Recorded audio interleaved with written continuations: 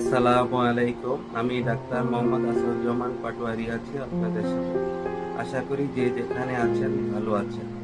আজকের ভিডিওতে আপনাদের স্বাগতম। রাজধানী ঢাকা সহ সারা দেশে রাস্তাঘাট এবং গলিগলিতে প্রচুর কুকুর দেখা যায়। অনেকেই এই কুকুরের আক্রমণের শিকার হয়।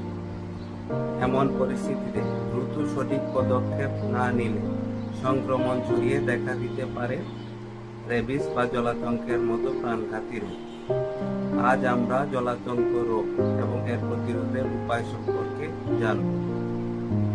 চলুন জেনে নেই জলাতঙ্ক কি এবং কিভাবে ছড়ায়। জলাতঙ্ক একটি মারাত্মক ভাইরাস জনিত রোগ। সাধারণত গরু, কুকুর, বিড়াল, শিয়াল, বানর এবং অন্যান্য বন্য প্রাণীর লালার মাধ্যমে এটি ছড়ায়। কোনো সংক্রমিত প্রাণী কাউকে কামড় দিলে বা আঁচড়ালে এর লালার মাধ্যমে ভাইরাসটি আমাদের শরীরে প্রবেশ করে। পরবর্তীতে তা আমাদের কেন্দ্রীয় স্নায়ুতন্ত্রকে আক্রমণ করে। এবার আমরা জানব জলাতঙ্কের লক্ষণসমূহ। জলাতঙ্ক রোগ দেখা দিলে প্রথম দিকে জ্বর, মাথা ব্যথা, শরীর দুর্বলতা এবং কামড়ের স্থানে ব্যথা দেখা যেতে পারে। পরবর্তীতে অস্থিরতা, ভয়, বিভ্রান্তি, অতিরিক্ত লালা পড়া, খিঁচুনি এবং জলাতঙ্কের সবচেয়ে উল্লেখযোগ্য লক্ষণ হাইড্রোফোবিয়া বা পানিভীতি দেখা দিতে পারে। জলাতঙ্ক রোগের লক্ষণ দেখা দেওয়া 7 দিনের মধ্যেই সাধারণত রোগী মারা যায়।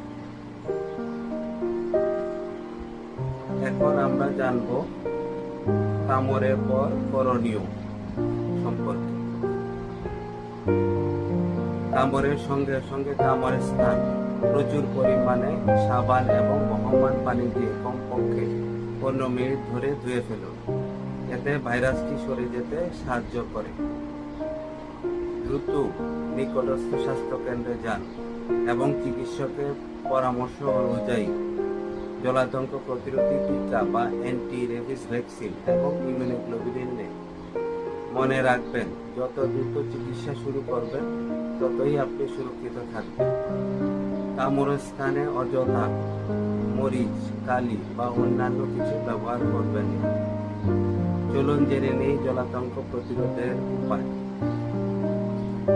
আপনি আপনার পোষা প্রাণীকে নিয়মিত টিকা দিন। আপনার আশেপাশে বেওয়ারিশ প্রাণী বা পশু থেকে সতর্ক থাকুন। এদেরকে অযথা বিরক্ত করবেন না। কামড়ের সাথে সাথে স্বাস্থ্য কেন্দ্রে গিয়ে টিকা গ্রহণ করুন।